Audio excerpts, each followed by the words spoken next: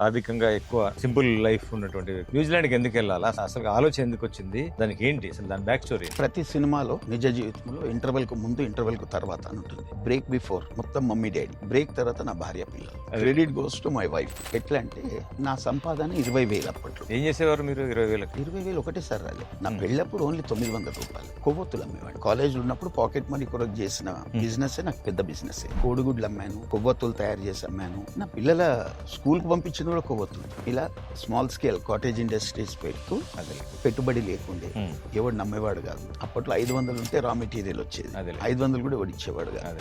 పైసా కూడబెట్టి రాత్రుల్లో అంత మేల్కొని తయారు చేసి ఉదయాన్నే లేసి మార్కెటింగ్ వెళ్ళి అలా చేస్తూ చిన్నగా లేబర్ కాంట్రాక్ట్ చేయడం మొదలుపెట్టాను. చేస్తూ 1988లో నా మ్యారేజ్ అయింది. గొప్పింట్లోకి వెళ్ళి వచ్చింది అమ్మాయి. కానీ వెరీ సెన్సిబుల్. రోజు ఒక టీ స్టాల్ లో కూర్చుంటే ఈనాడు పేపర్ లో న్యూజిలాండ్ బాటా, రోజా పూల బాటా అని ఏదో హెడ్ లైన్ వచ్చింది. అది మా అకౌంటెంట్ చదివి వినిపించి ఆ పాయింట్ సిస్టమ్ ఏదో ఉండేది. ఆ పాయింట్ సిస్టమ్ అని నేను నాప్కిన్ మీద రాస్తే వాళ్ళకి కావాల్సిన దానికంటే 2 పాయింట్స్ ఎక్కువ ఉంది.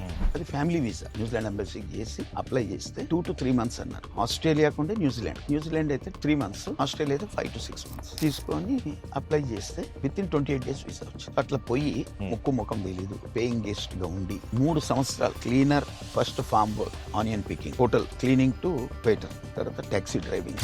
క్రమేణా ఓవర్ నైట్ ఏం కాలేదు. 18 to 19 hours పని చేసేవాడు. పిల్లలు చిన్న వాళ్ళు ఉండే. బట్ స్లోగా అట్లా చేస్తూ ఫార్మింగ్ దాంట్లో కాంట్రాక్ట్ గా పోయాను కదా లేబర్ గా. అక్కడ వాళ్ళు నా వర్క్ చూసి కాంట్రాక్ట్ ఇవ్వడం, ఆ ఫార్మ్స్ లో చేస్తూ why not we should grow అనే కాన్సెప్ట్ వచ్చింది. చేసి అలా పోయి ఒక 2-3 years స్ట్రగుల్ అయిన తర్వాత స్లోగా గ్రిప్ దొరికింది.